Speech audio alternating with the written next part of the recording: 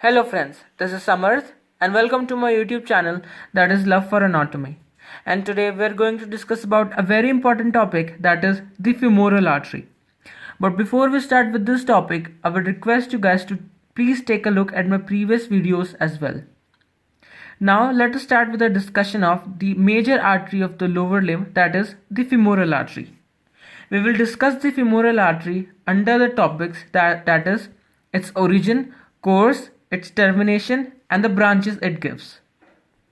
Now talking about the origin of the femoral artery, it is the continuation of the external iliac artery. After this external iliac artery passes the midlingual point of the inguinal ligament. Now let us see the origin of the femoral artery in a diagram. Now this diagram represents the skeleton structure of the hip joint. This is the head of the femur. This is the ilium, ischium and the pubis. This green structure represents the inguinal ligament.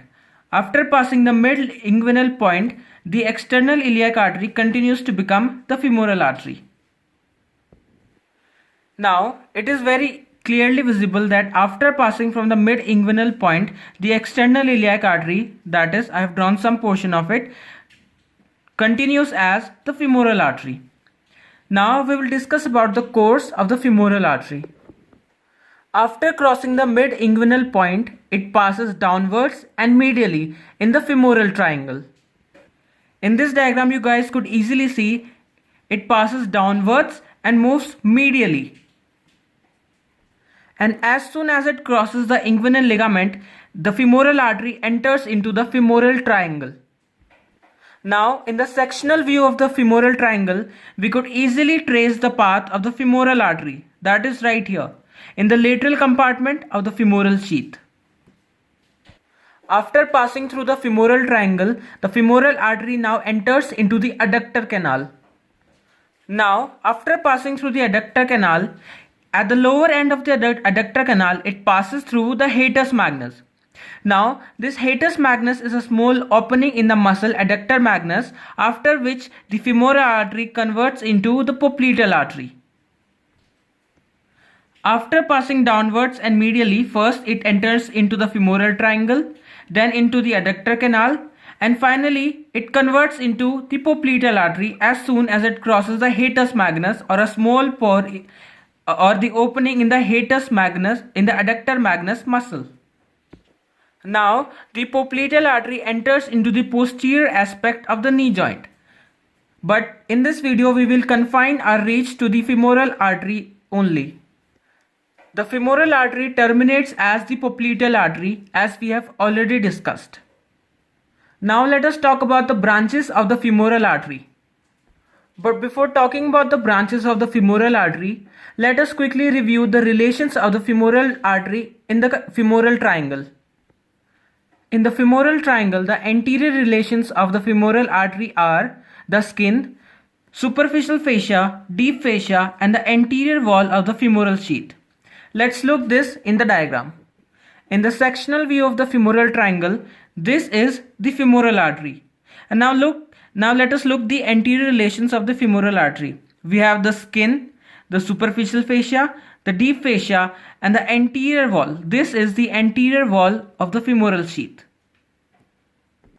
Posteriorly we have three muscles, the psoas major, pectineus and the adductor longus muscle. We also have the posterior wall of the femoral sheath. In the posterior relation, we have the posterior wall of the femoral sheath, the adductor longus muscles, the pectineus muscle and the psoas major muscle. Medially, we have the femoral vein as the relation of the femoral artery. As you can see in the sectional diagram of the femoral triangle, this is femoral artery and medially to it we have the femoral vein. And laterally we have the femoral nerve. As you guys could see in this diagram, lateral to the femoral artery we have the femoral nerve. Now let us talk about the branches of the femoral artery. Branches of the femoral artery are given in both the femoral triangle and in the adductor canal. There are 6 branches given in the femoral triangle and only 1 branch given in the adductor canal. Now let us talk about the branches given in the femoral triangle. We have 3 superficial branches and 3 deep branches. The first branch is the superficial external pudendal. This right here is the first superficial branch known as the superficial external pudendal artery. The superficial external pudendal supplies the skin of the external genital organs. The second superficial branch is the superficial epigastric artery. This is the second superficial branch of the femoral artery known as the superficial epigastric artery. The superficial epigastric artery supplies the fascia of the lower part of anterior abdominal wall. The third superficial artery is the superficial circumflex iliac artery. This right here is the superficial circumflex iliac, which is the superficial branch of the femoral artery coming out from the femoral triangle. So the 3 superficial branch of the femoral artery are this one, the superficial external pudendal artery, this one, the superficial epigastric artery, and this one, which is the superficial circumflex iliac artery. The superficial circumflex iliac supplies the skin along the iliac crest. Now let us talk about the deep branches in the femoral triangle. There are 3 deep branches as well. First, we have the profunda femoris, which is the largest branch of the femoral artery. We will talk about this artery in the later section in detail. The next deep branch is the deep external pudendal artery, which supply the external genital organs of the human body. This right here is the deep external pudendal artery, which supplies the genital organs. Then we have many deep muscular branches which supply the muscles. Now we will talk about the largest branch of the femoral artery in detail, that is the profunda femoris. But before, let us revise the superficial and the deep branch in the triangular region once more. The 3 superficial branch in the femoral triangular region are the superficial external pudendal artery, the superficial epigastric artery, and the superficial circumflex iliac. The first deep external pudendal artery is this one. Then we have few deep muscular arteries, and now we are going to talk about the profunda femoris, which is the largest branch of the femoral artery. As we all know, the profunda femoris is the largest branch of the femoral artery. The profunda femoris supplies all the 3 compartments of the thigh, that is anterior, posterior, and the medial compartment. It arises 4 cm below the inguinal ligament. This right here is the inguinal ligament, and the profunda femoris arises 4 cm below the inguinal ligament. That is right here, the largest branch of the femoral artery.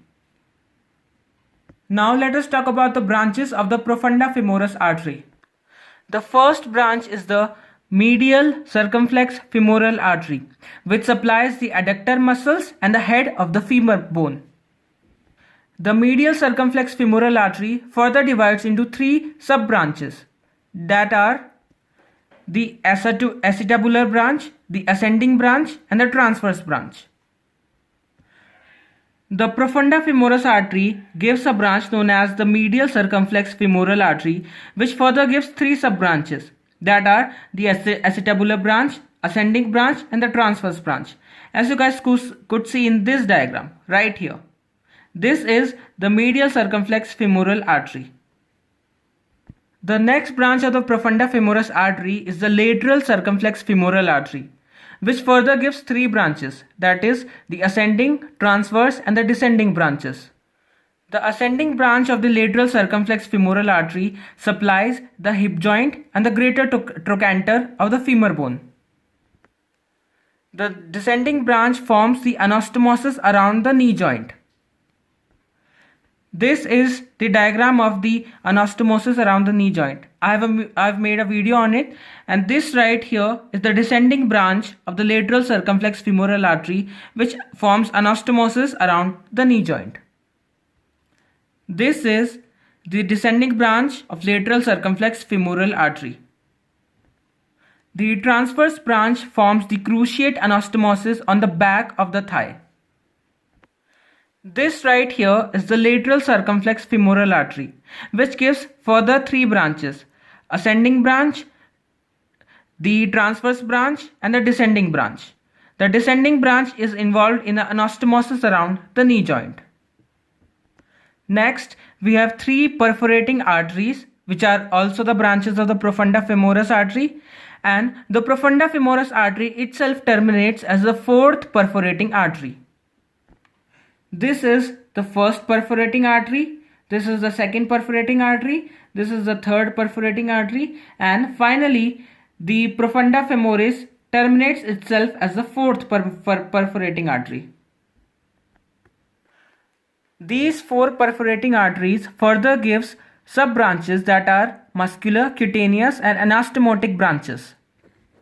A very important thing to remember is that the second perforating artery gives the nutrient artery to the femur bone. That is, the longest and the largest and the strongest bone of the human body gets the nutrient artery from the second perforating artery of the profunda femoris artery. Now this was all about the femoral artery and its branches, and the largest branch of the femoral artery, that is the profunda femoris, and its further branches. Now let us revise in the diagram once more. There are three deep branches in the femoral triangle, that is the deep external pudendal artery, the profunda femoris artery and its further branches, that is the lateral circumflex femoral artery, the medial circumflex femoral artery and four perforating arteries. Now we have one branch left in the adductor canal that is given off by the femoral artery, and that is the descending genicular artery. A branch given off by the femoral artery in the adductor canal is the descending genicular artery. This artery helps in the anastomosis around the knee joint. In the diagram of the anastomosis around the knee joint, this is the femoral artery and this is the branch, the descending genicular artery, which participate in the anastomosis around the knee joint. So guys, this was all about the femoral artery and its sub-branches.